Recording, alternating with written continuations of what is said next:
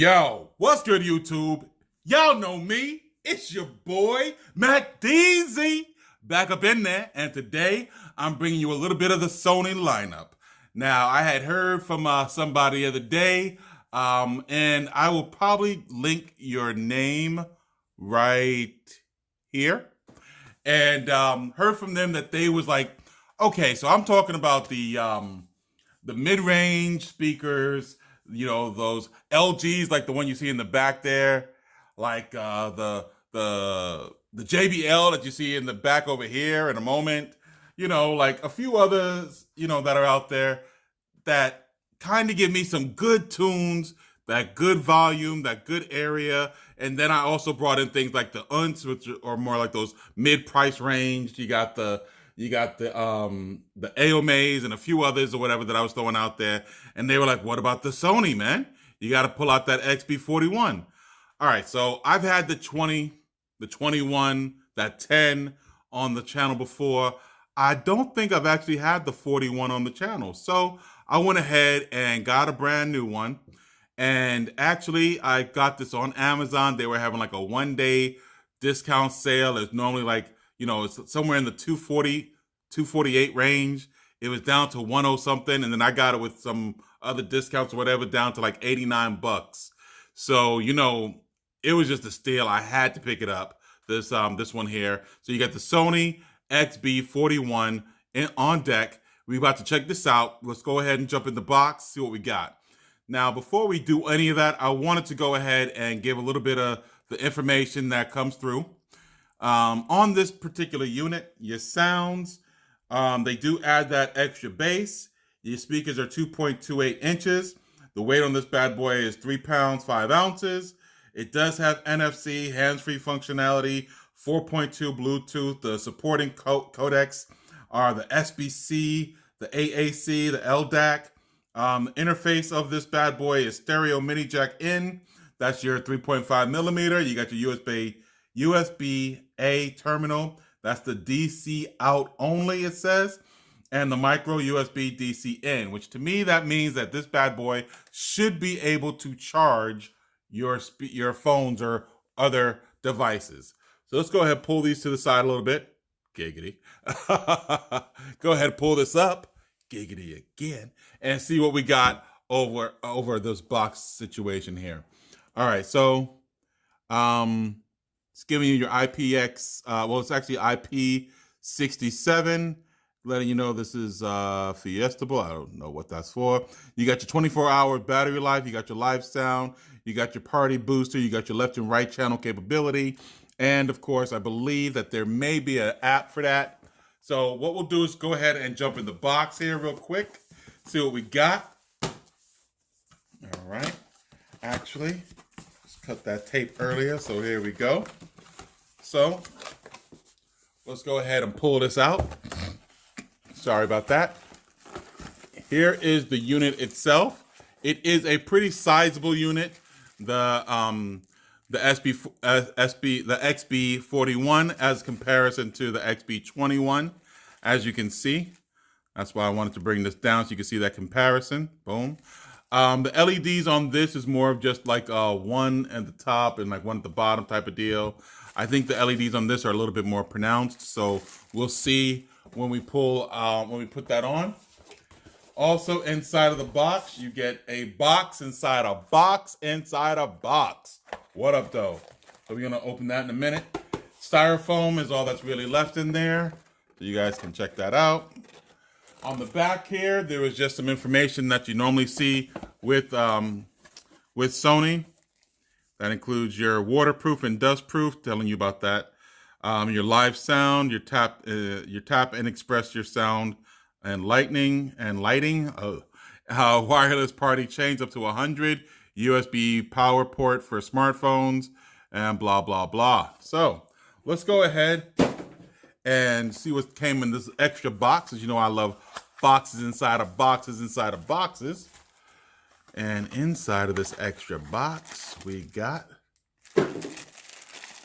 casing, what looks like the power cable.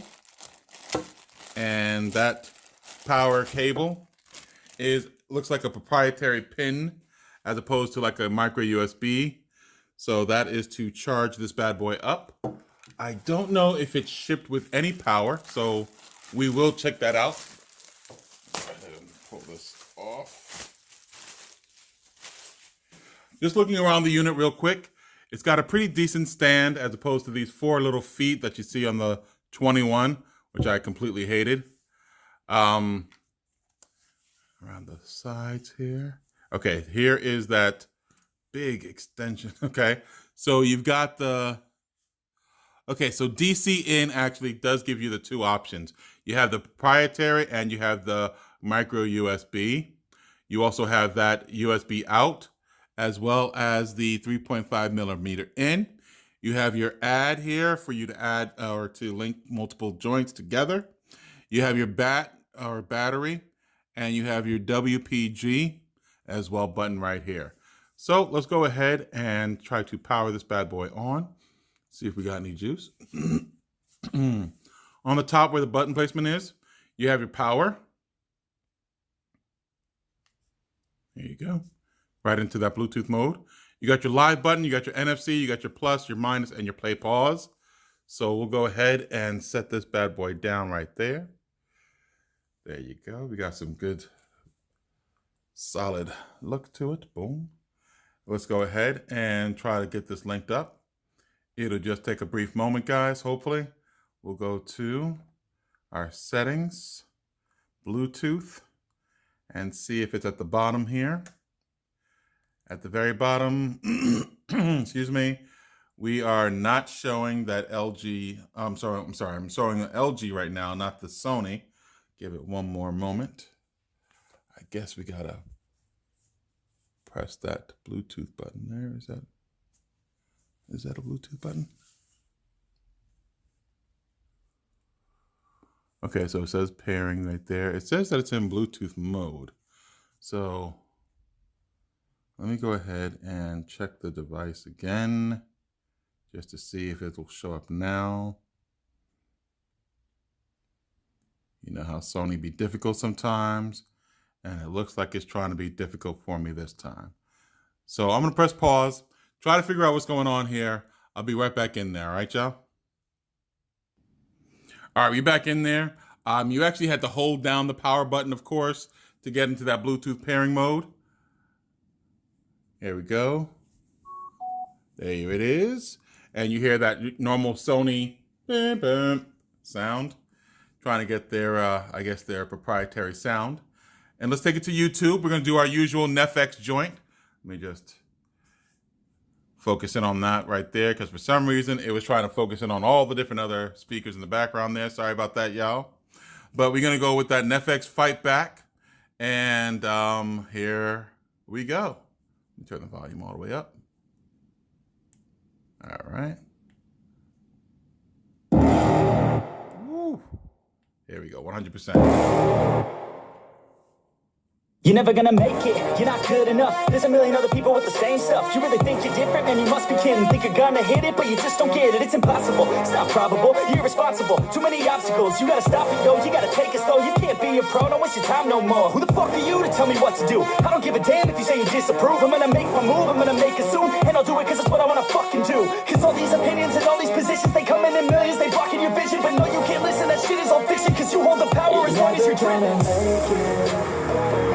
There's no way that you make it, and maybe you can fake it, but you're never gonna make it. Are you just gonna take that? Make them take it all back. Don't tell me you believe that. Are you just gonna take that? Or will you fucking fight back?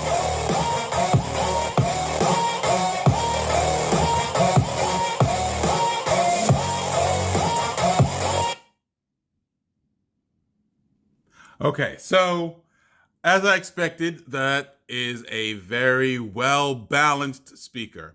The thing about Sony is that you know that you're always going to get a very well-balanced sound that comes from it. So when I used to bring out the XB20 anywhere, and people would be like, dude, what's that small speaker you got there? And they'd be like, wow, that's a Sony? I'm like, look, the thing you're going to have to understand about Sony is they make a very good product. Okay, that goes without saying. The question then becomes, does it actually equate to some of the pricing that they have with some of the other things that are out there? Is this worth $250 as opposed to, let's say, the JBL charge, which you're spending like $150, or the LG, which you're spending like, I think, $100 at this point? I mean, these are some of the price point challenges that you have to come up with on your own. Is that really worth, the LEDs that are a little bit funky, as opposed to like the LG's lighting, the LEDs that they have there, which are phenomenal.